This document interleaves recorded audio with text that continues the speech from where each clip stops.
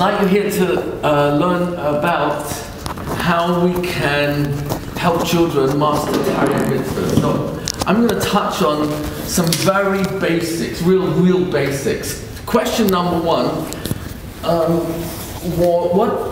where do you know in the Torah that there's an expectation that I should know Taryag mitzvahs? Any suggestions for those still awake? So, yeah, I'm sorry? In Shema Yisrael, okay. In Shema Yisrael, it doesn't say there that Chinuch and has been meditated on the word Bereshis. Actually says take the shin out of the word Bereshis because it represents Shinantam from the Shema Yisrael. And the rest of the word Bereshis without the shin actually equals 613. So the gematria of Bereshis is 613 minus the shin, and the shin represents Shinantam. So says the Medrash Haggadah, this is Chazal, that we learn from the first word in the Torah that a parent, Rabbi, has an obligation, v'shinantam levanecha, to teach Taryag mitzvahs to our children. So that's the Aleph base. Excellent. Where is there almost literally a direct command to know Taryag mitzvahs and teach Taryag mitzvahs in the Torah? I'll give you... Okay, so there are many statements throughout the Torah where it says, you shall listen to my mitzvahs. Do we have a specific command? Or, okay, I'll give you a clue. I'll give you a clue. In the Mitzvos Tzitzis, v'haya lahem litzitzis, ureisem oisai, uzchartem es kol mitzvosai. Now, how much is kol? 70%, 80%, 90%, do I hear 95%, 98% in the corner, 99%, it's 100%. Kol mitzvos, how many mitzvahs are there? Taryag mitzvahs, okay. Uzchartem kol mitzvosai v'asisem oisam. So the purpose of remembering all the mitzvahs is in order to be able to do them. So can I do something I don't know? Of course not. Can I do something I don't remember? Also, it's a problem. So clearly, the assumption in the very mitzvah is that I've got this mitzvah of tzitzis to look at them in order to remember, in order to do them. Is that right? So, lema'an tizkru v'asisem et kol mitzvosai. And here, it's in the next pasuk, Perek Tesvav, pasuk Lamed Tes, in Bamidbar, Parshat Shlach, is the mitzvah Leman Tizkaru. Now, why is it telling me twice? Because it just already told me Uzchartem, so why Leman Tizkaru? So Sefer Charedim, who, as you know, is mostly famous for having written a listing of the Taryag mitzvahs which apply nowadays based on the different parts of the body. So he makes the claim that there's a mitzvah deoraisa to remember them, this is where we remember the mitzvahs, but also to say them out loud. Lema'an tizkaru is not a lashon of remembering over here, it means to say them out loud. It's interesting that when we look carefully, we will see that Taryag mitzvahs is actually the skeleton of the Torah. And the only reason why one would possibly ask the question, okay, if you can show me that Taryag mitzvahs is so pivotal for children to know, then how come? What's the question? It's not taught. Okay, there are some yichidim, and there are a few programs, but it's not part of conventional curriculum. Is that accurate? Yes. So I'm going to address that very briefly. Number one, can I teach something I don't know? I'm being very brutally honest. Can I teach something I don't know? That's a problem. So right there we've got a problem. The assumption is that in order for me to teach you Taryag mitzvahs, I first have to know Taryag mitzvahs. So right there we have a problem. Secondly, one could argue, well, who says it's a Masorah to learn Taryag mitzvahs? So I just brought you, of course, from the Torah itself. I don't know if the Torah needs an extra hechsher or a haskama in the midst of tzitzit. But it's interesting that when we look at Rishonim, we start to notice how many Rishonim and Achronim were super fans of Taryag mitzvahs. The Shach on Shulchan Aruch, in his Sefer Pearl Tzedek, which is a list of all Taryag mitzvahs, he said he believes that when Chazal said, Amar Rabbi Shimon Bar Yochai, La'asid, in the future, there'll come a time when Tishkach es Torah Yisrael, the Jewish people will forget the Torah. He said, there's a promise that we'll never forget the Torah. So why are you saying that? So he says he believes, this is the Shach and Shulchan Aruch, he believes that it's referring to Taryag mitzvahs. He said, who knows Taryag mitzvahs Baal Peh today? He was talking about in his time nearly 400 years ago. So he wrote a Sefer, Pearl Tzedek. He divided it into 7 parts that we should learn just a pasuk of that mitzvah every day for 7 days, so that every 7 days we finish all Taryag mitzvahs. Sefer Haredim brings a very simple predicate. If I'm a soldier in the army of the king, what's the first thing I have to know?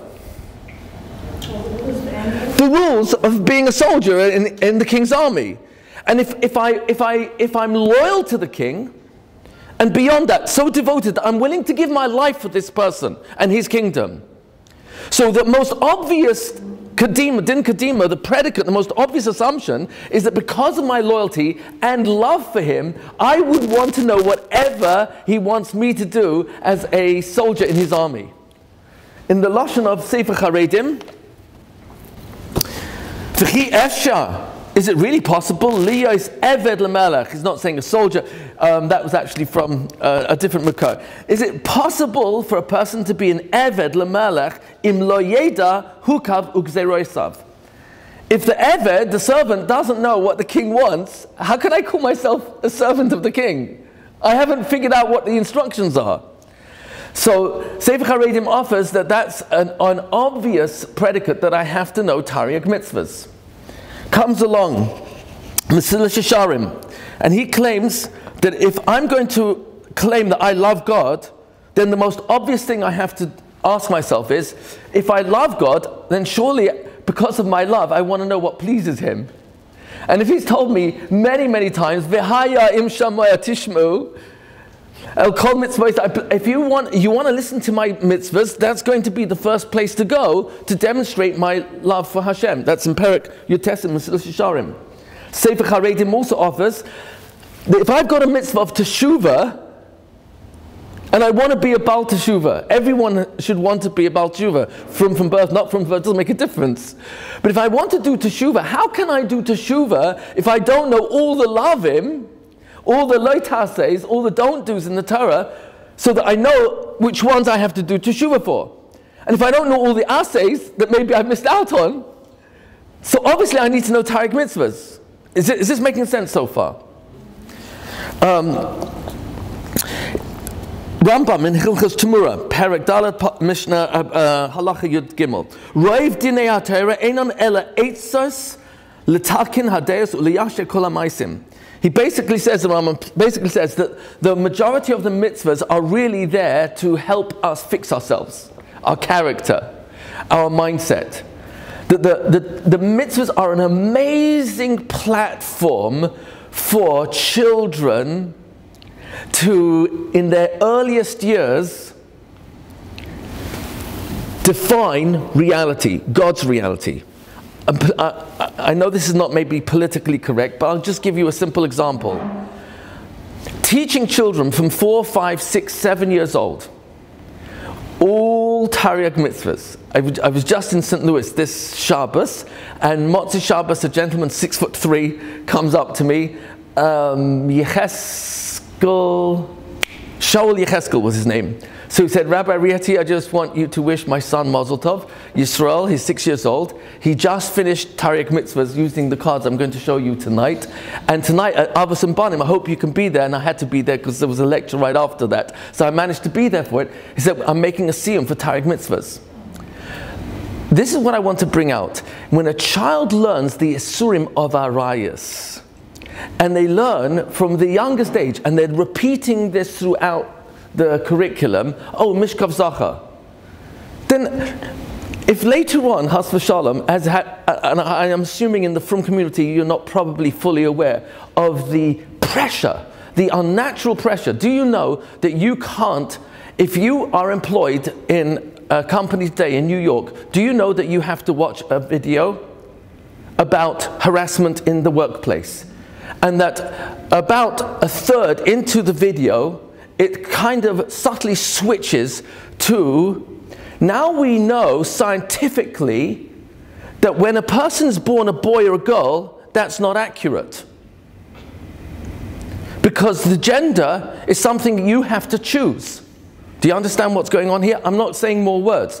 But you see, that becomes something that if a child hasn't got a frame of reference of what's right and what's wrong, of what the Torah has already given me at least a headline on, then guess what's going to happen? A suffix. Really? I didn't know that. Is that possible? And the possibility of entertaining that as a svara of some sort of rationale becomes an actual havim, an actual possibility. But if children learn from the youngest age, it's so much easier. There's a lady in another country that was in contact with me, unfortunately went through a divorce, but she teaches Taryag mitzvahs using the cards I'm going to show you tonight, and she said it helped so much when it came to the mitzvah of ksuba, marrying with a ksuba, and then the mitzvah of get. Because for her children to see that God invented both marriage and the option that if it doesn't work, you separate and you start again. It was something that gave the children a context of, oh, this is not something that just happens, and I'm a nebuch because I'm children of a divorced family. But the Torah accommodates for the possibility that a father and mother, for whatever reasons, might not get along and need to separate, and with that start their lives again. There's so much that Taryag mitzvahs can offer. You're going to see in a few minutes a testimony from a particular parent. His name is Eric Gross. He's the CEO of a very large company that sells kosher products in airports and all over the country. And he started teaching Taryag mitzvahs using these cards, which you're going to see very soon. He started using this quite a few years ago. I think maybe his son Yehuda, who's just now bar mitzvah. You're going to hear from Yehuda as well. This must be about 5 or 6 years ago. So the kid has done Taryag mitzvahs many times over. And you're going to hear from Eric Gross how he found that besides the technical mastery of information, which we're going to see very soon, how Taryag mitzvahs becomes the beginning foundation of a scaffold that will lead you into Mishnayos and later Gemara. And I'll show you the rationale behind that. He said the most important piece that really came out of it, and I'm spelling it out, but he says it on there, but it goes so quick, I just want to make sure you catch it, is that learning Taryag mitzvah with your child and doing chazara is an amazing opportunity that instead of having a relationship, oh, Moshe, how are you? How was school today? How was school lunch? Everything okay on the bus ride? And almost that's the end of the whole conversation. Oh, excuse me. Yes? Oh, hi, yeah. And I get distracted by whatever I'm distracted by. Or my son... Or my son just wants to get out of conversation with dad because he wants to go on to his computer game.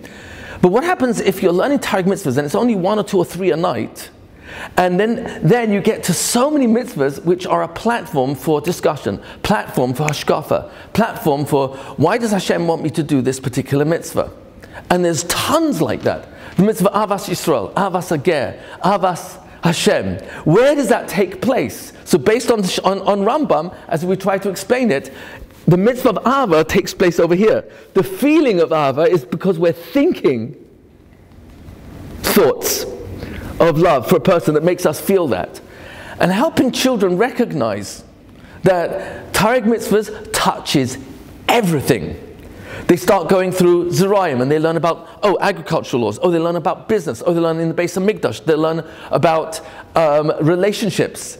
They discover, oh my gosh, the Torah has something to say about everything. Courts, witnesses.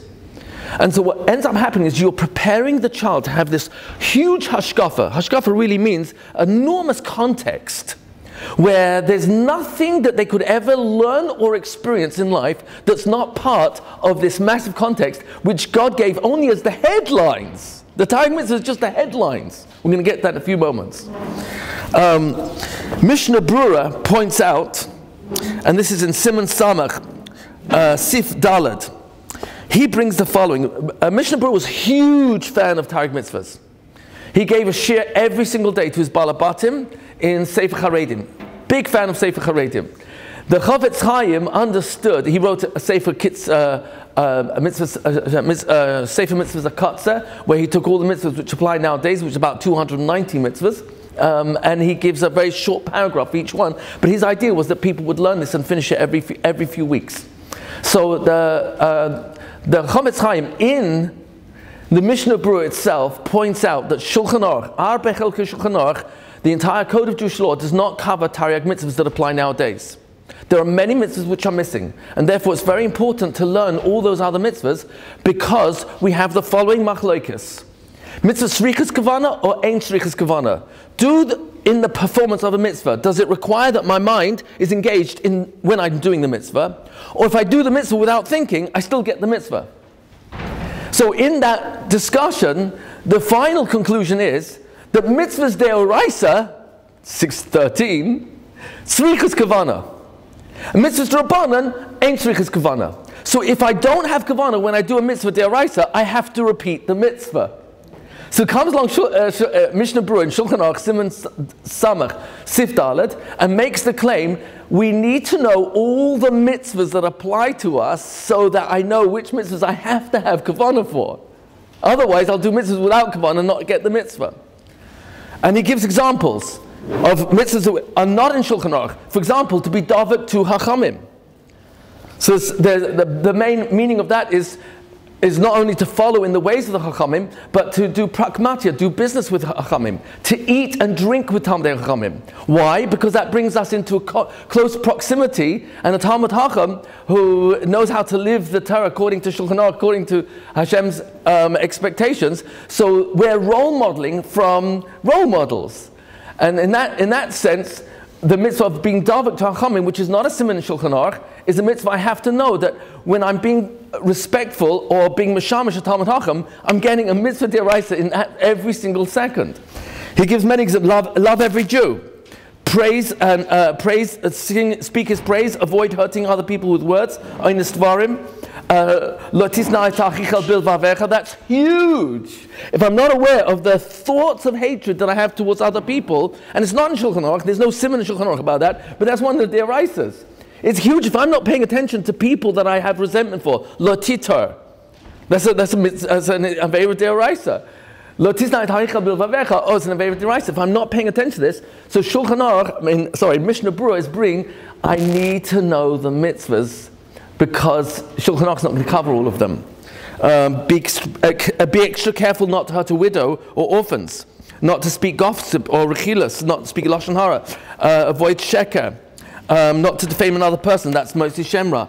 I'm not going to give you all the do teshuva. Now in Hilchas Teshuva Rambam, you've got a whole section, 10 prokim on Hilchas Teshuva. In Shulchan Aruch there's no siman, no section for it. So I need to know those halachas. I'll just give you a couple of other examples, and I want to show you some testimonies of what kids are capable of. Says the Smak, he's a Rishon. There are many mitzvahs that I only have a chiyuv when they actually appear and are available to me. But when you just read the mitzvahs that you don't have yet available to you, guess what? And you wish you could do them. The Torah counts it as though you actually did it. This is the Smak, who himself he's a Rishon, he wrote his own sefer on Taryag mitzvahs, and is making the claim, and this is something that's echoed throughout Achreinim as well, that when a person wants to do a mitzvah, even though he hasn't done it yet, but he would like to do it, he gets the schar of that mitzvah. Says the Ben Ish Chai, who's like the Baal Shem Tov of the Sfardim, says the Ben Ish Chai in Parshas Vayischanan, he says the most extraordinary thing, which is based on the same idea, and that is the following: V'yadua she'ef shal adam echad. It's impossible for one person the kaim kol Taryag mitzvahs b'payil. It's impossible for one person. If you're a man, you can't do all the mitzvahs that are negate to a woman. If you're not a Cohen, you can't do all the mitzvahs of a Cohen. If you're a Cohen, you can't do the mitzvahs which is negate to Yisrael, etc. Al yadei hamachshava. But through thinking, shu yoshev u'mitzape, he sits and wishes. Ei masai tavoi liyadi mitzvah zu v'ekaimena. When will I get this mitzvah and I'll fulfill it? Oy halavai, or if only shehayisi shaykh b'mitzvah zu v'ekaimena. If I were able to do this mitzvah and fulfill it. Says the Ben Shai, Nichshav lo kihilu kayim kulam. It's as though he gets all of them. Ulefizeh, because of this, efsha, it is possible, shebiyayim echad, that in a single day, yikayim ha'adam kol taryag mitzvahs, a person can get all 613 mitzvahs, im yeh machashev al kol mitzvah b'fnei atzma. If we would think about each one on its own and say, hine bezeh tarviach, and through this, tarviach afilu b'yom echad bilvad nishav lo ki'ilu asitam b'poel. It's as though he gets 613 mitzvahs in one day. Is that a good deal? So this is I'm trying to help create leverage in terms of the actual value of learning Taryag mitzvahs. I will never forget when I did a siyum for my eldest son, who's now 37, but when he was 10 years old, we'd finished Taryag mitzvahs 10 times, and I made a siyum, and I invited friends from his classroom, and right at the end, when her parents came to pick their children up, it was so interesting. Not one, but two parents said to me, "Why are you doing this?" I said, "Well, it's a siyum for my son." "Yeah, but no one does this." And it never occurred to me, he's right, I never saw anyone make a siyum for Taryag mitzvahs. So one of them said, "Did you ask a shaila about, making a siyum for Taryag mitzvahs?" I said, "No, have you ever heard of anyone do that?" So I admitted I didn't, and it actually concerned me. Yeah, I'm being mechadish something that doesn't, because how many people do we know that teach their children Taryag mitzvahs? So it happened to be I was living in Monsey. This is going back over 30 years, but it was interesting that within a week of this occurrence, I went to a wedding in Monsey, and for the first time ever, I met Reb Shmuel Kamenetsky. So I decided, I know everyone bothers him all the time, every second of his life, but he's there in the wedding. I'm going to ask him, if there's a Masorah for teaching children Taryag mitzvahs, and is it really okay to make a siyum? So I asked him this question. I remember exactly where I was standing by the ladies' mechitza on the men's side. Yes, on the men's side. And he chuckled to me, and he said, my father, Yaakov Kamenetsky Tzal, my father taught all of us and his daughters Taryag mitzvahs before bar mitzvah. So it's not such a, it's not something that, then why isn't it more mefursim? Why isn't it out there more? So I think the simplest answer is, and I don't have a very thought out and analyzed answer to this, but number one, I can't teach what I don't know, so I will make the assumption that if I don't know Taryag mitzvahs, I can't teach it. I don't believe that's a correct assumption. I'll try and prove that to you in a few moments. The second part of that is, I think that Klal Yisrael has done such an extraordinarily admiringly job of recovery from Chorban Europe, from the Holocaust. And when you consider, especially just barely a couple of weeks ago, the Siyum Hashas in MetLife Stadium all across the country, how hundreds of thousands of Jews feel affiliated to Chazal through Shas Bavli, which is a commentary to Mishnayos. What is Mishnayos a commentary to? So I'm going to quote to you Rav Bartanura. Rav Bartanura, I think you all agree, is fairly well positioned, I think, and qualified to say what all Mishnayos is about. Does anyone take issue on that? The Rav Bartanura, is he fairly qualified to say what all Mishnayos is about? So you can check it out for yourself in Perek Aleph, Mishnah Aleph of Pirkei Avos. He offers one of the reasons why Pirkei Avos is unique to all the other Masechtas. He says because all the other Masechtas, except for Pirkei Avos, all of the other Masechtas are a perush to the mitzvahs. Avos is all over the place. Ben Adam lechavera, Ben Adam lemakam, Ben Adam leatzmai. But all the others are specific. Like many people are learning brachas right now. Oh, so it's Kriyat Shema, there's Tefillah, there's Birkas Hamazon, there's Zimun, there's, well, some say that's Deraisa. There's Brachas Shonas there. You go to Peah, it's dealing with Peah, it's dealing with Tzedakah, Damai. You go to wherever you will look throughout, Damai is more Drabanan. You go, Chala is the Araisa. You go through Mishnayos and you'll see the vast majority of Mishnayos is a perush to the Taryag mitzvahs. Do you hear the logic here? So what would happen if children had 613 mitzvahs in their hands that they've learned, not just the title, not just from a picture, but at least a few details of every single mitzvah. What will happen now in the first 3 grades, if they've learned all Taryag mitzvahs, entering 4th grade when they start learning Mishnayos? I've got a few Rebbeim in the room. Please tell me, in your experience, how much percentage of class time has to be given over to explaining the background information of the Mishnah, which the Mishnah is assuming, I know, without which you can't really even start the Mishnah? How much percentage? 20%, 30%, sometimes 40%? Am I exaggerating? No, I'm not exaggerating. What would happen, sorry? Sometimes it could be a lot more than even 50%. Rabbi Miller is suggesting even up to 80%, if it would be a complicated Mishnah. What happens if we just go with simple Emunah Pshuta? The Rav Bartanura really knew what he was talking about. What would happen if we can help children know Taryag mitzvahs, and in such a way that they could almost literally teach themselves most of the mitzvahs?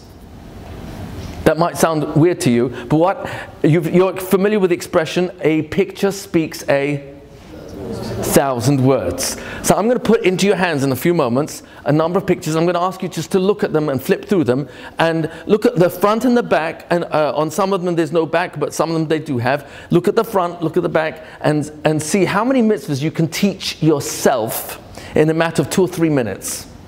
It's possible to teach, it sounds like an exaggeration, it's possible to teach over 100 mitzvahs in 40 minutes to first graders plus. And I'm going to prove to you how.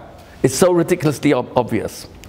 If you teach children any one of the Moinei HaMitzvahs, the Rambam, the Sefer Chinuch, who goes according to the sequence as they arrive in the Torah, Rambam has 2 listings. He has the listing of Ases and Loitases, and he has the listing of categorization, which is the Mishnah Torah. Unless you want to go with the Charedim, Sefer Charedim lists the mitzvahs as according to the body parts. But here's my point. Don't go with any of them. Teach the children Taryag mitzvahs al pi darkai at the beginning. What does that mean? Identify the mitzvahs which they already know. How many are there? So we have a list of approximately 120 mitzvahs. When you count them up, it's the mitzvah of Tefillin Shel Rosh. Let me give you a quick, I'll do a quick review of this. Here's Tefillin Shel, do you all agree this would tell me, oh, this is mitzvah Tefillin Shel Rosh, yes or no? Yes. You go with that? Yeah. I'll give you 5 guesses for this one. Who can guess which mitzvah they think this might be? Birkas Kohanim, excellent. This young man here is wearing tefillin on his arm. Can you tell me what you think this is? A mitzvah of Tefillin Shel Yad. I'll give you maybe 3 guesses for this one. Mezuzah, okay. This might have to look a little bit closer.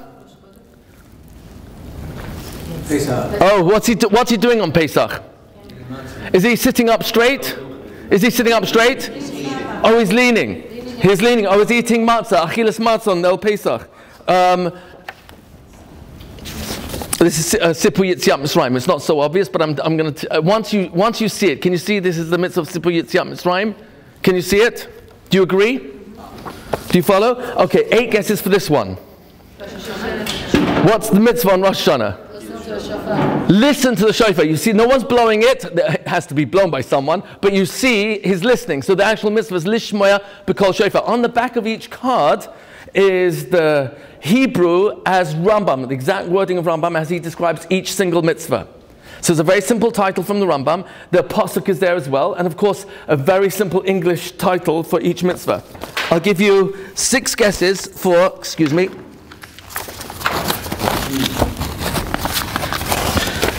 guesses for this one. Sitting in a sukkah. How many days do you have to sit in a sukkah? 7 days. Very good. 8 guesses for this one. Look carefully. So is this a man or a woman? Wearing a man's clothes. Is a woman wearing a man's clothes. Is this an asay or a loitase? A loitase. Yeah, and if kids start getting into the questions of why, that's a great platform for a discussion. Oh, because Sefer Chinuch tells us that if men dress like women or women dress like men, it could lead to ta'aruvos, and that could lead to forbidden relationships. Around about mitzvah number 138, the kids are going to start learning 38 forbidden relationships, based on the question, I didn't ask this question, Rabbi David Wax of the Taryag Foundation, who's a personal friend of mine. He headed the Taryag Mitzvah project, and he asked Rabbi Yashav how to teach the children all the Averas of Arayas. So he said to use the Lashon, don't live as married with, and then fill in the blank, whether it's a sister, mother-in-law, daughter, granddaughter, etc. So these are fantastic platforms for discussions where you are able to give the Torah's hashkafa to your children before they get confused. 8 guesses for this one. I'll show you the back of the card. Okay. Ksayvus karka, don't tattoo. Are these complicated or simple? Simple. Okay, so imagine children would have these in their hands and you're teaching it, or as Rabbi Miller, who's in the audience, he teaches 1st and 2nd grade every day, is that right? On the screen, and they do quick chazara. They learn 1 or 2 mitzvahs every day. And which number are you up to? 5 today. We have a clip. Oh great, we're going to see it very soon. And which number are you up to? 365. 365. Is this simple so far? This is not complicated. You can have children learn all Taryag mitzvahs easily by the end of 3rd grade, by which time they haven't even started Mishnayos. But imagine the following. Instead of the Rebbe having the incredible responsibility of teaching so much background information, what would happen if you had a listing of all the Taryag mitzvahs in every single Mishnah? That you could tell the children, if they were learning this system, which is what's taking place in Darchei Aliyah, what would happen if you can tell the children, oh, before we learn this next Mishnah, these are the mitzvahs in that Mishnah, and you give them the exact listing. So we have actually here a sefer which goes through every single Mishnah in the entire Shisha Sidrei Mishnah, and it gives you the listing of the exact mitzvahs in that Mishnah. Tell the children, do quick chazara using the cards on these 3, 4, 5, whichever however many mitzvahs there are, and then we're going to learn this Mishnah together. Now listen very carefully, because what I'm about to say is not complicated, it's extremely simple. What would you say is more valuable? Me teaching you, or you doing much more learning than me teaching? So who am I making responsible for understanding the background information if I'm not delivering it myself, but making you responsible for it by doing Hazara of the mitzvahs in that Mishnah? Are you going to be less engaged as students or more engaged? You're going to be much more engaged. So this is a very simple system where it's scaffolded, because whether you like it or not, the reality is these are what we call 4 of 10 building blocks. Building block number 1 is Aleph base, which means language acquisition. If a child cannot make sense out of a pasuk, either because he doesn't know Surah Oasis or Nukudis, or blending, or he hasn't learned the most frequently reappearing Shirashim, there's only about 200 plus of them, to make sense out of 13,000 words in the entire Parashas. There are 16,258 words total. Please don't count them now if you don't mind doing the refreshments at the end. There's 16,258 words in the entire Parashas, but you don't need to know that many words to make sense out of it, because 13,000 of those words are covered by these 200 Shirashim. We've created about 303 Shirashim. If you know those 303 Shirashim and all the 46 prefixes and suffixes, you can now make access to the Torah itself. The Torah is made up of 2 components. This is super simple. The Torah itself is trillions and trillions and unlimited layers, but there's actually essentially 2 components that the Torah is made up of, from which everything else platforms. Number 1, it's a storyline. The storyline of Brias HaOlam, all the way till coming out of Mamad HaSinai, and over there would be 40 years in the Midbar, and Yeshua enters Eretz Yisrael. That's the end of the Torah, 2,488 years. You follow? So in the storyline, you've got 10 generations from Adam till Noach, the Mabul, 10 generations from Noach till Avram, the life of Avram, Yitzhak, Yaakov, life of Yosef. They go down to Mitzrayim, Shibud Mitzrayim, 10 Makos 10, and then Yitziat Mitzrayim and Matan Torah, 40 years in the Midbar, end of the Torah. So you've got a storyline. Contained in the storyline are Taryag mitzvahs, with no apparent pattern. If the children have, we're going to call them files for the storyline. The storyline is a platform for everything they'll ever learn on the non-legal side of the Torah. Medrash, Agadata, Hashkafa for the most part, Chassidus, Musa, ethics. Most of the non-legal learning of Torah will find its source somewhere in the storyline. Anything that's on the legal side of the Torah starts with Taryag Mitzvos, because Taryag Mitzvos is the skeleton of Mishnayos, the Torah Sheba'al Peh. The Gemara is a Perush to the Mishnayos, which is a Perush to Taryag Mitzvos. And the Halacha are the legal conclusions of the Gemara's discussion of the Mishnayos commentary to Taryag Mitzvos. So what would happen if you got children who know Taryag Mitzvos at least a level of a few details per mitzvah? What's going to happen is that they are comfortable with Mishnayos, because they're not just going to be learning something completely new, they're going to have add-on detail to something they already are familiar with. Is this making sense? Yeah? I had once a Rabbi asked me, well, what about Megillah? Because in Masechta Megillah, it's almost all Drabanans. I said, well, yeah, it's true, but you're still going to have some exceptions. So I can't remember, but I think it was Perek Beis, Mishnah Hay. So I asked him to quickly check there and see if he can count up how many Taryag Mitzvahs there are there. 19. You need to know Taryag Mitzvahs to make sense out of Mishnayos. And Gemara, oh my gosh, Gemara is constantly cross-referencing. Is that accurate? It's cross-referencing all the time. On a single page of the Gemara, a single amud of the Gemara, you can easily count at least 10 of Taryag Mitzvahs. So what we're doing here is giving children that foundation. But this is there's an additional value, and that is the children's vocabulary through Taryag Mitzvahs. We've got a code name for each mitzvah, and on the back of each mitzvah card, as you noticed, is in Hebrew the simple lashon of Rambam. The vocabulary of the children grows exponentially through learning Taryag Mitzvahs in preparation for Mishnayos.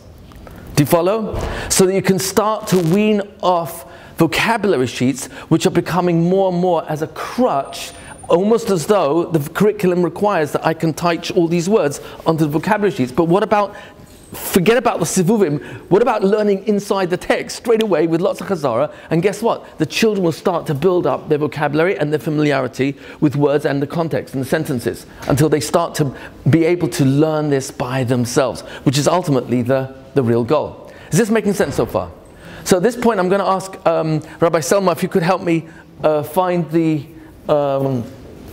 testimony, if you want to call it, of Eric Gross. Eric Gross is actually he's a balabas and a graduate of MIT in Boston. What do you call it? MIT?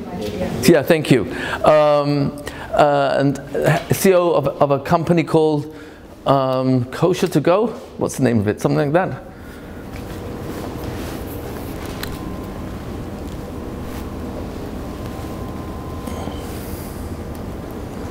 Almost there. Before we go, how can I enable my children to become independent learners? When I myself felt I struggled so much with my learning, despite my education, through the motions as a child, and I learned from Mish, and then I learned a little bit of Mishnayos in Yeshiva, and then I learned Gemara, and yet I still encounter so many concepts and topics throughout my learning that it caused me to feel overwhelmed. And I was thinking to myself, what can I do for my children that will enable them to be more familiar with the concepts that they're learning throughout Shas? What will enable them to have a more textured and more loving exposure to Torah, and so that they'll become independent learners, which is the goal of Chinuch. And so when I met Rabbi Rietti, I was amazed by his Taryag Mitzvos program. His program, which is comprised of a set of cards with incredible illustrations and key points and information that I can go through with my children in order to teach them the Dios Congress of all of Shas. And through the Taryag program, I was able to connect to my children and teach them not just every topic of Shas, on topics like legal and environment and all different topics that they would normally not be exposed to in school. But I was also had the ability of developing a real rapport with them and develop a hashkafa with them. So we would be able to talk about concepts like honesty in business and righteous courts and the difference between the court system that we have in America and the court system of the Torah. We'd be able to talk about conscience, tahara, and all different types of topics and values and aspirations that we as parents have but never really fully expressed to our children. And so I was able to transcend a more functional relationship with my children, which usually is comprised of asking, how's your day? How'd you do well in school? Are you hungry? Do you need any money? What's happening in school? And having a real relationship with my children. And I have so much of Karsa told to Rabbi Rietti for introducing this program to me and to enabling me to give it over to my children. And it is my hope, it is my dream that this program is included in every yeshiva. And that yeshiva should understand that Taryag Mitzvos is the scaffold, is the skeleton, is the foundation of all learning. And if a person doesn't understand the basic concepts, if he doesn't understand the trees, the forest, then how can he drill down to the tree level and appreciate the trees that he sees? We need to really stress the Yitzchakos for our children and understand that it's one of the prerequisites that every Rebbe knows is important, and every principle would not deny. But unfortunately, it's something that's just skipped and it's assumed that all of our children know. But the reality is our children don't know it. And we are doing ourselves a disservice if we do not teach our children at a young age, when there is no rush to understand the concepts of Shas, to learn the Escholios, and to learn Parshat Shemot. Thank you. Thank you. That was Eric Gross. I'm going to put his son on in a few seconds, but while you're listening, you can watch the boy as well. He's 13 years old. He's finished Taryag Mitzvos quite a few times. I'm just going to give you a whole pack in your hands, and I just want you to look through them and pay attention to both to the picture, but also to the English and the Hebrew underneath, which is the pasuk, and start to notice for yourself how many of these you could teach yourself. This particular pack here has a short essay on the back. If you just want to look at them, I just want you to get a feel of how much information you can get from a single card and how much you can teach yourself, literally. If you can take, here's a pack for yourselves. Some of these mitzvahs are obvious to you, and some of them you've never seen before. But the picture alone has the power to speak 1,000 words, and therefore it's going to be a lot easier for you to teach it to yourself and to your own child or your own students. Have a couple more packs. Here's a children's version, the younger children's version. There's two versions of the pictures. There's the stick figure picture, and then there's a photo version, which Rabbi Skast actually did all the graphics for. That's an example of the photo version. That's actually a picture of the real Har Sinai. I'm not going to go into details of that, but the mitzvah of Emunah comes from Anochi Hashem Elokecha Asher Tzidti Chametz Mitzrayim. What children will do, here's a mitzvah of Echad, Hashem is one. Here's the mitzvah of Kriyat Shema, that's the child's version, the younger child's version. There's the icon picture for the section called Kriyat Shema, which is in Sefer Ava. Sefer Ava is the second book of Rambam, which is demonstrating our love for Kadosh Baruch Hu and His love for us. So children have cards. These are separate cards I'm pointing to you, where there's a card that says, say the Shema daily, and the child will actually match it with the picture card. Underneath it is a pasuk and the wording of Rambam. There's the pasuk there.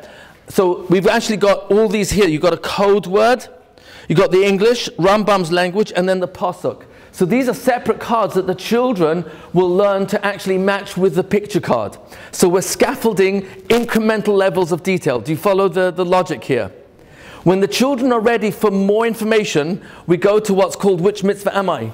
which in this book is called Taryag Detective, and the Which Mitzvah Am I cards I've actually put out here, so you can look at them yourself, pull out at random. And what it does is give you clues. One of my favorites is clue number 1, I'm a garment. Clue number 2, I've got a hole in the middle. Clue number 3, I've got 4 corners. Clue number 4, I've got 8 fringes, 5 knots, and the gematria of my name is 600. Add the knots, 5, and 8 fringes, 613. Which mitzvah am I? So, do you see the difference between giving clues and helping the kids come to it themselves versus giving all the information? That's on a mitzvah that's very familiar. But we've got it on all 613, so that the children, as they're going through these cards and learn incremental levels of detail, when they're ready for more detail, they go to the clues, and they can play games with each other where they'll quiz each other on the clues till they tell the Rabbi, oh, I'm ready for you to quiz me on this. We've got assessment sheets which you're going to see in one of these videos where the kids actually have to check off which parts of the curriculum, so to speak, they've done. You're getting the kids to be responsible to do most of the work. The kids have to know the picture and the English, the Hebrew from the Rambam, the code name and the pasuk. And as they incrementally go through those different levels, they'll check it off on their assessment sheets. Rabbi, can you show us his son? Yeah, just give it. This is his 13-year-old son speaking about Taryag mitzvahs. Now let me demonstrate for you a few examples. Oh, there's one before this one. Sorry. Every night we would first. Sorry. It's okay.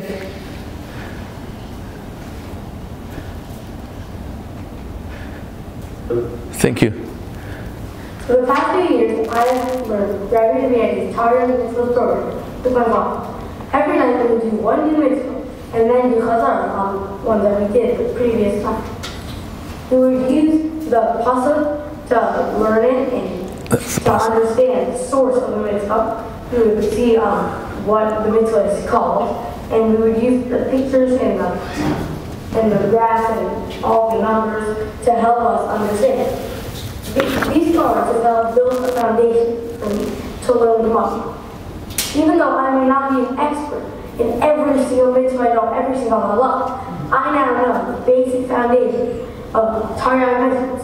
Tell me know all the topics in the Gemara.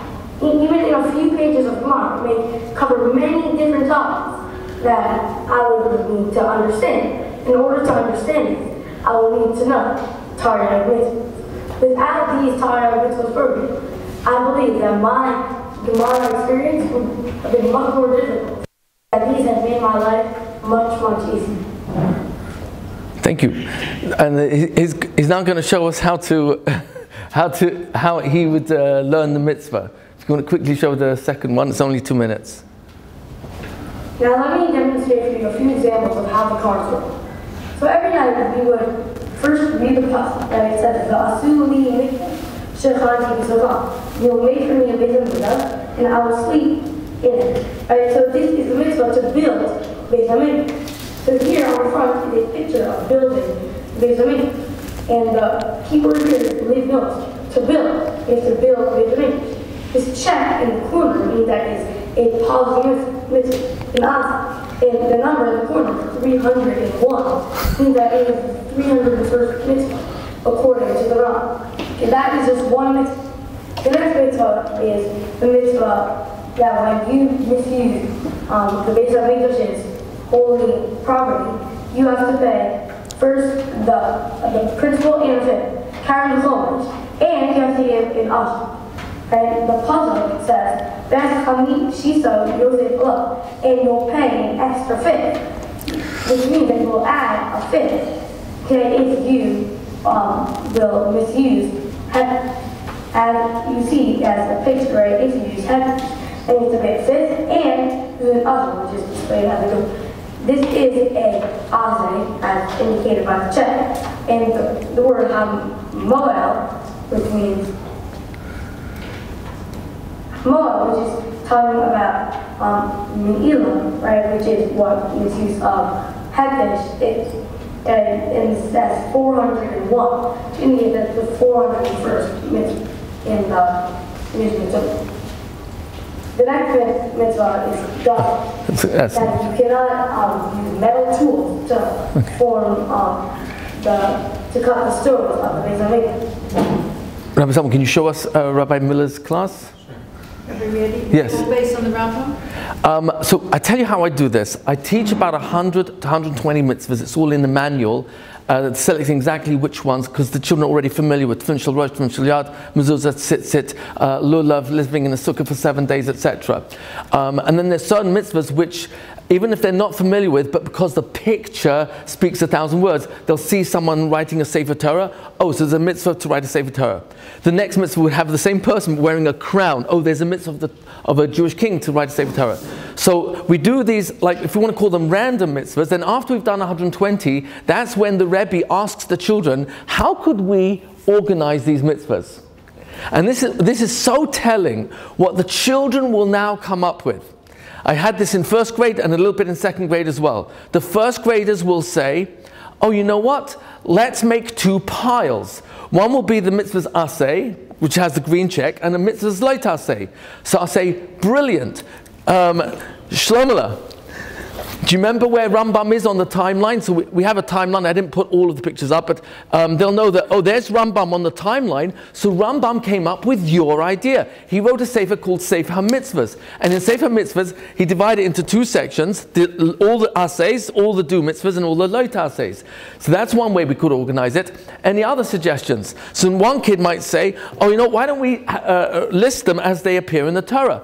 Brilliant. So after the Rambam, round about over here, also Rishon, was Sefer Chinuch. This is one of, I think, 10 volumes in Art Scroll, where it's all completely translated with footnotes and annotation and whatnot. So, oh, Sefer Chinuch, he did exactly your idea. He listed mitzvahs as they appear in the Torah. I didn't get this till second grade. There was a boy called Gavi, oh my God, I've forgotten his last name. Gavi came up with the following, and I decided to bring this for you, because this is the exact one I had in the classroom when I was teaching first, second grade together. This was lying on the floor. And Gavi was taking the mitzvah cards and placing them on different parts of the body. I said, Gavi, what are you doing? He said, I'm trying to figure out which part of the body you do all the mitzvahs. So, oh, that's Sefer Charedim. So what happens if you can now show, oh, Sefer Charedim, who's buried right next to the Arizal. Actually, I don't think that's even accurate. If you go visit the Arizal in Sfas, you'll see that it's not next to, it's on, literally attached to the cave of the Arizal is Rabbi Eliezer Eskari, the Sefer Charedim. That's what Adam Kodesh was, to be buried with the Arizal almost. So having the children do this by themselves means that they're starting to organize the mitzvahs. But what we then do is, once the kids come to this on their own, that we can bunch the mitzvahs, which means categorize them. And that's when we're going to follow the Rambam. So the Rambam, which is the most popular of all the Moni HaMitzvahs, all the Rishonim that count the mitzvahs, and he's the most relied upon in, if you want to call it, the most definitive listing. There are other listings, and in the full version of our manual, I've actually listed at the back every single difference between Rambam and Ramban. Ramban, for example, with Nachman is with a nun, has 70 differences where he differs with the Rambam in the Taryag mitzvahs. Sefer Charedim, I went through all. He does 290, so we went through all 613 and labeled exactly which parts of the body they're done with. So what ends up happening, kids will figure this out themselves. You ask a child, for example, which part of the body is Birkas Kohanim done with? The hands. The hands. So actually, if a Cohen does Birkas Kohanim sitting down, it's not the mitzvah. So you actually need the legs as well. Anything else you have to do the mitzvah with? Your mouth. So actually there's 3 parts of your body that are engaged in this particular mitzvah. So it's not just one part of the body, it can be multiple parts of the body that are used. But this is an amazing way for children to themselves start organizing the mitzvahs themselves. And in Yeshiva Dar Cheliyah, they learn the icons, all the icons of the 14 books of Rambam, and they figure out on their own. This was Rabbi Skate's innovation, where he would teach the children the icons. Let's say you'd have an icon like, say, a bomb, and that would be an icon for Nezikin. The kids would have to figure out which mitzvahs belong to that category. You've got an icon which has a clock for Zmanim. So which mitzvahs are Negea and are defined by time? Shabbos, Pesach, Yom Tov, etc. And they would categorize them under that icon. So these are ways you get the kids doing all the work. Now listen carefully how I could have done it in the conventional way. Please forgive me for calling it that. Okay, children, now that you've learned about 120 mitzvahs, I'm going to teach you how we can organize them. We could either split them up into two groups. According to Rambam, he has Sefer Mitzvahs, Aseh and Lo Taseis, or you could categorize them according to Rambam as well, or we could do it also Sefer Chinuch, who does them according to the sequences. Are your minds starting to wonder? Are you saying, I got the point. How long is he going to speak? Are you more or less engaged? You see, why are you less engaged? Because I'm doing the teaching and you're not doing the learning. You're passively learning. That's a different level of learning than if I'm trying to facilitate your mind being part of the learning process. So that's a whole different type of learning. And that's really a Torah-based method, because the word melamed, unfortunately, we translate as teacher. So Metzudas David on the pasuk in Mishlei, Perek Chaf Gimel, pasuk Chaf Daled, and in Chaf Hey, because the word comes up twice. On the word Yoiled Chacham, on the word Yoiled, he tells us the word melamed is Lashon Moilid. Moilid is hifel, it's causative. Is Moilid Chachma Belev HaTalmid. A melamed is someone who's causing the birth of wisdom that's already there in the mind of the student. So he's not actually delivering information, he is drawing out information. The word mora means teacher, but it doesn't mean teacher, it means directress or director, someone who's facilitating learning. You're showing the way, you're not giving the answer, you're showing the child how to come to the answer. A Rabbi comes from two-letter Rav, which means a lot, abundance. A Rabbi has a lot of ways of reaching different minds. He has to have a lot of Yirat Shemaim, a lot of Torah, a lot of patience, a lot of love for kids, but he also has to have a lot of ways of reaching different minds. So when we look at the way the Torah is asking us how to teach, even in the words V'shinantam, which is the mitzvah d'oraisa, according to most Rishonim, there's no word there that says teach. Shinun means repeat, and it also means sharpen. Also means shein, because the tooth. V'shinantam l'necha says the stipler means to teeth to your children, meaning smile to the kids, because that's the method by which children feel there's a chein and they want to learn from you. So it's interesting that we actually don't have a word out of all four possibilities in the word Machanach, Rebbe, Mora, and Melamed that actually correctly translates as teach. We're not going to go into that now, but what I'm just bringing out is when we facilitate the children's learning, it's a superior type of learning. It's completely different because the kids are the ones who's doing most of the work. Should we have a look at Rabbi Miller's class very briefly? Don't eat kosher cow meat before bringing your blood. Kosher cow. This is first, second grade. If a swallow is kosher cow, and also in a doctor and a oil is kosher kosher, what's kosher cow? What is cow? What does cow mean? We have it before. Who don't? No, who's called? Who can tell me what we have? Oh, oil would be a boil with cow. I'll give you a hint. Give you a hint.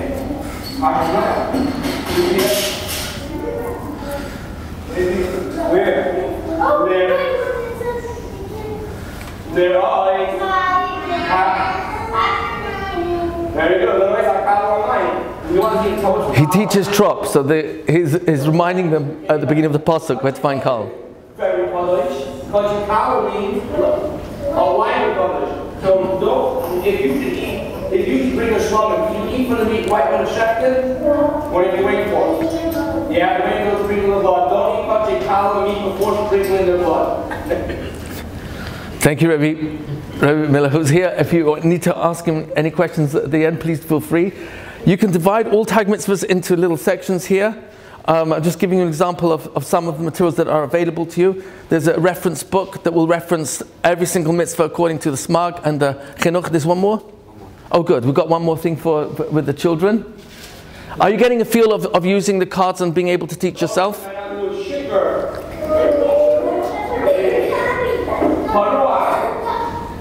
is reviewing. Okay, in review, they would go through the digital version very quickly. So Cohen who's got long hair can't do the avodah in the Beis Hamikdash, or if he's shikar, he's drunk.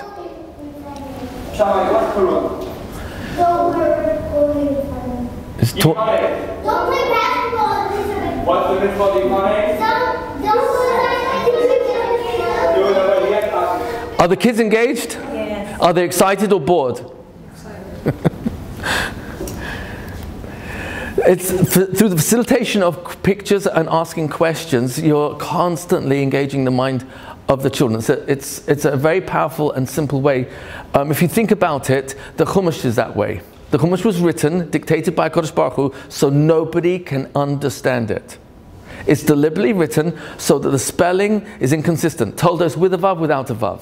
Psukim where the word is Lashon Zachar, is supposed to be Nekeva. Nekeva is Zachar. Rabim, Yachid, Yachid, Rabim. It's written to force the student to ask questions.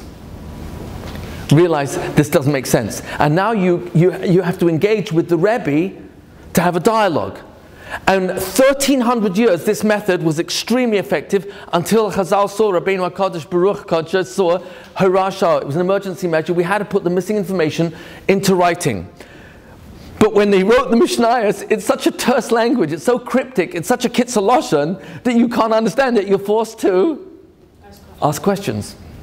So the Mishnayos preserved this relationship where it's not a delivery of information, it's engaging the student's mind, and now it becomes Milchamta Shel Torah. And then within 300 years of the completion of the Mishnah, the Gemara had to be written, all the missing information that's downloaded from the Mishnah. What's the format of the Gemara?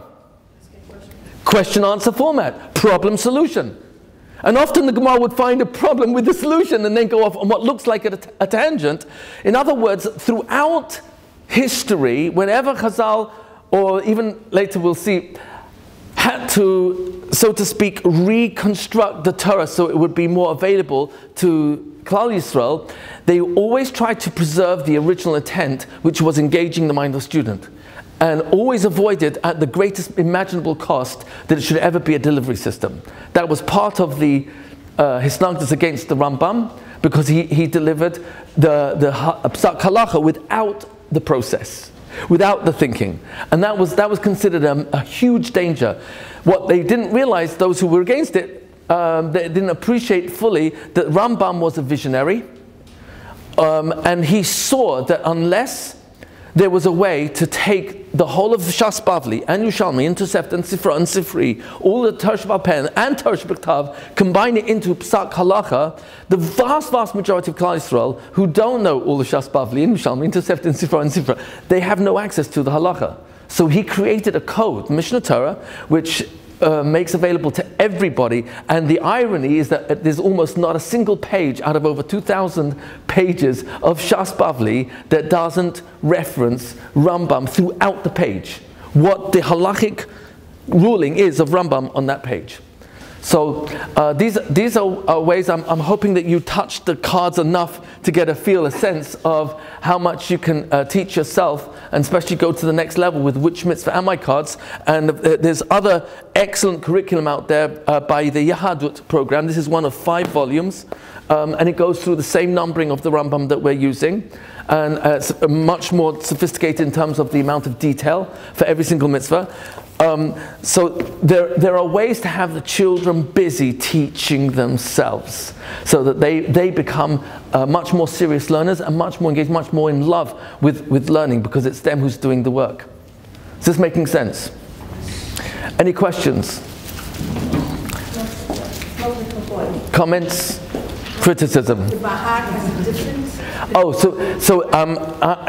at the back of this particular manual, I've listed Bahag, Smag, Ramban, Sefer Haredim, and Sefer Yereim. Wherever they differ with the Rambam, so I've given a full listing. We've also created a separate list of all the mitzvahs of the mind, for example. There are 69 mitzvahs total that are Tali Belev, which really correctly translates as thought. There are so many ways you can categorize the mitzvahs. And using Taryag mitzvahs, there's not a kid that you can't get to. I was once working as a consultant for a school. There was a kid at the back of the class who was not interested in anything. He was just reading a book. So I went up to him, I said, I'm not going to say his name, what are you reading? He said, Harry Potter. Oh, he said, which volume are you up to? So it was the 4th volume. So I said, have you read all of them? He said, yes, this is my 4th time over, he said. Okay, so, and then who's your favorite character? So he's looking at me like, yeah, what does Rabbi Rietti know? So he told me his favorite character. I told him mine was Professor Snape, and we got into a whole conversation. Eventually, I reached a point where I said, are you interested in Taryag mitzvahs? Because that's what the kids were doing in the classroom at the time. He said, no, I prefer Harry Potter. I said, I don't blame you. Do you know how many mitzvahs in the Torah relate to magic? You see, when you look at Hilchos Akum, you'll see there's quite a few mitzvahs which relate directly to magic. So that means to say, there's nothing you can't find in Taryag mitzvahs that would be an entree, a way into the mind of a child. Another kid might love animals. Well, guess what? There's 187 mitzvahs in Taryag mitzvahs that relate to animals, directly and indirectly. What happens if you've got a kid who loves cooking? Hey, there's plenty of mitzvahs relate to cooking. There's nothing you can't find in Taryag mitzvahs that could be an entree for a child who's got other interests other than the initial immediate learning that's going on in the classroom. All you have to do is ask, what's your interest?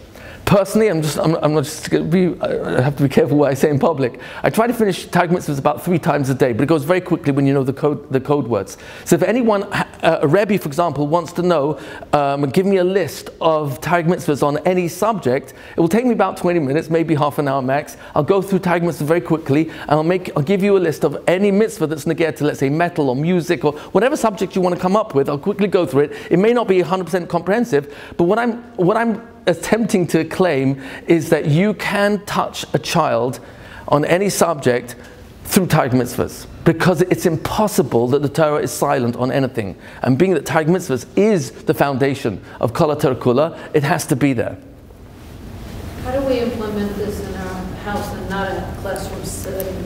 So different parents will do it in different ways. There's a gurush who learns Taryag mitzvahs with her children. She's got 3 kids. She learns Taryag mitzvahs every night, just for a few minutes. You can do it at bedtime. You can do it at the Shabbos table.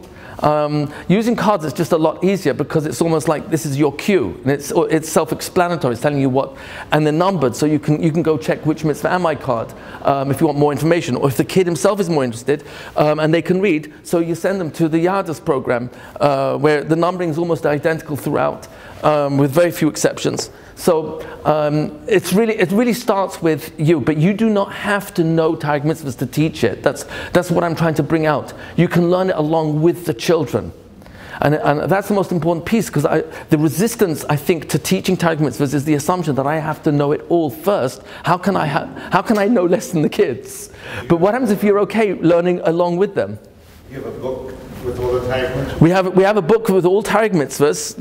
It's a manual here, and there's the child's version is over here. This is a student version. This one has much more information. At the back, for example, there's quite a few pages that describe how to talk to children about arayas. So if the kids get to Soita, or they want to understand what Mishkav Zachar, Nida, etc. So there's based on what Gedolim have told us of the language we would use and what levels of detail to share with children. So there's quite a few pages there to explain how do you talk about the more sensitive type of mitzvahs. But here's a very important piece, and I hope you're okay with me telling you this. I heard this from Rabbi Greenwald, Alav Shalom, who heard this from the Chazon Ish. Rabbi Greenwald, who passed away a few months ago, he wrote a Sefer Eitzes V'Hadrachas with the stipler. It was very, very close to the stipler. So he once told me that a father came into the Chazon Ish who asked, when should I teach Mishkav Zachar to my children about the inyanim of homosexuality?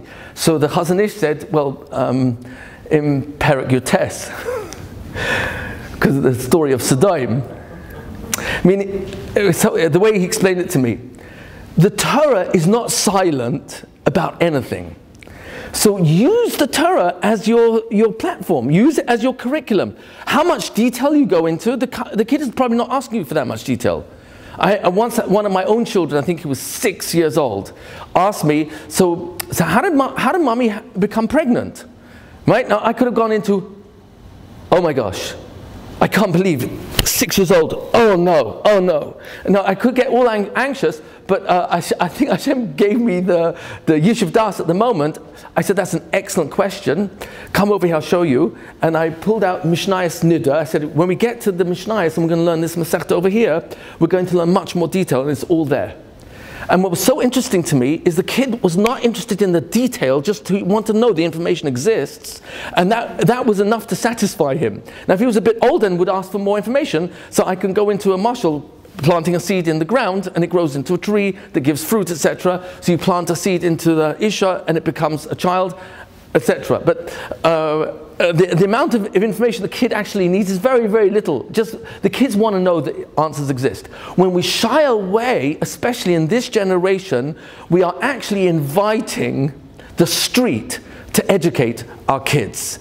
And Taryag mitzvahs can take care of that. Because when children grow up realizing the Torah is not silent on anything, and is not ashamed and not afraid to talk about anything. And that becomes the best place for parents to be the ones to talk to kids about sensitive issues and not get it from the bathroom or a roommate later on or in a bunk in summer camp. Yes, ma'am. Is Gemilas Chesed one of the Taryag mitzvahs? Excellent question. So let's figure this out together. Doing kindness to another person. Which one or several of the mitzvahs might that be? Tzedakah. Okay, tzedakah is doing chesed. Excellent. Maaser. Giving maaser. Okay, the agricultural tithes is chesed. It's sustaining different parts of the community. The Leviim, the Kohanim, the poor, Maisa'ani. The halachta b'drachav, excellent. We have a mitzvah to go in HaKadosh Baruch Hu's ways and to emulate HaKadosh Baruch Hu. So because he's going al chesed, when we're doing chesed, we're mekayim that mitzvah. Any others? Sorry? Bikur Cholim, excellent. V'ahavta recha kamocha. I want chesed done to me when I need it, so I'm fulfilling the mitzvah of Ahavta recha kamocha. So actually you won't find one particular mitzvah per se, but you'll find several. And this we do with the children. Sometimes we'll actually ask them, how many Taryag mitzvahs can you find in this pasuk? Rabbi, I don't know if you remember, Shmuley was in the room with Rabbi Pleiner, and we were learning, Ela told us Noach, ish tzadik tamim hay b'dorei saveh, sahelokim is halech Noach. And Shmuley Shiner popped up when we asked the question, how many Taryag mitzvahs are there here? And he started listing off, I think he listed off 6 total in the end. The halachta b'drachav, you're going in Hashem's ways, because he's a tzaddik. Or if he's a tzaddik, he probably had avas Hashem. Oh, and yiras Hashem. So you've got 3 right there. Ledabek boy, to be davak to HaKadosh Baruch Hu. Now Tamim is not one of the Taryag mitzvahs in Rambam, but in Sefer HaRedim and Ramban, they do count it. So Tamim tiyam Hashem lakecha. Oh, Noach was a Tam. So you start looking at a pasuk where, on initial glance, you'd say there are only 3 mitzvahs of Taryag in the whole of Bereshis, and there's none in Noach, so there aren't any here. But when you're looking carefully, you realize the Torah is screaming out, "Live my mitzvahs." It's in every single pasuk.